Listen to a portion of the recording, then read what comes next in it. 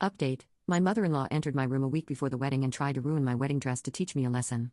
However, she didn't know that everything was being recorded. Her reaction when the video was played in front of 200 guests at the wedding was unforgettable. Part 2: 3 days before my wedding, my friend showed me on a video call how she cleaned up all the stains and she'd sewn it all back together so it looked as good as new. I guess my mother-in-law had underestimated how amazing my friends were and how she'd be willing to put all her work aside just for my sake. So 2 days back, on the day of my wedding, when I walked down the aisle wearing the very dress that my mother-in-law had supposedly ruined, she was pretty much dumbstruck, to say the least. I did manage to get a glimpse of her expression when she saw me wearing my dress, and it was one that clearly said, "Oh crap." So I was really pleased with that. I managed to put everything related to my mother-in-law out of my head for the next few minutes while the vows were exchanged, and it was all just like how I'd imagined it. I was incredibly happy that despite her many attempts, she failed yet again to do anything that would ruin my day. I had the ceremony that I'd always dreamt of, and I was genuinely thrilled. After the ceremony, it was time for the wedding speeches, and I decided to save the best for the last. So everyone went up and said beautiful things about me and my husband, and I was truly moved by it all.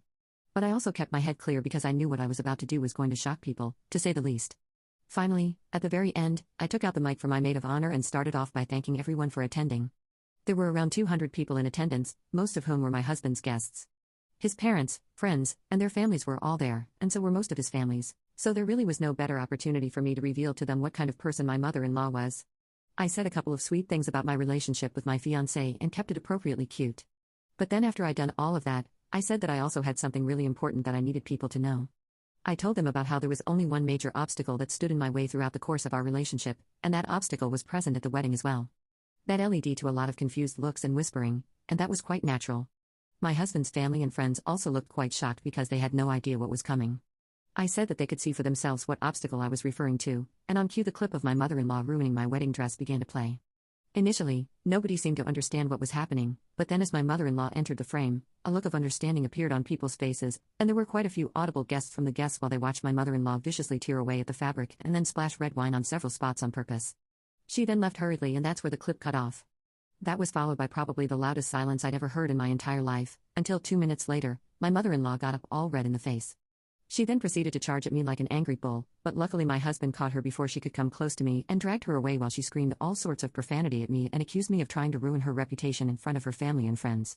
I was pleased with her reaction and even more pleased when I realized that the people present looked scandalous, since it meant that they'd definitely not forget about this wedding and what they witnessed my mother-in-law doing for a long time to come. We opened up the bar and served people the food while I waited for my husband to come back. Honestly, I didn't even feel bad about making all the other guests feel awkward because these were mostly pretentious, elitist, upper-class rich socialites who were only here to judge me since I didn't belong to their glamorous world and was a self-made woman with a job. After that whole fiasco, my parents came up to me. They seemed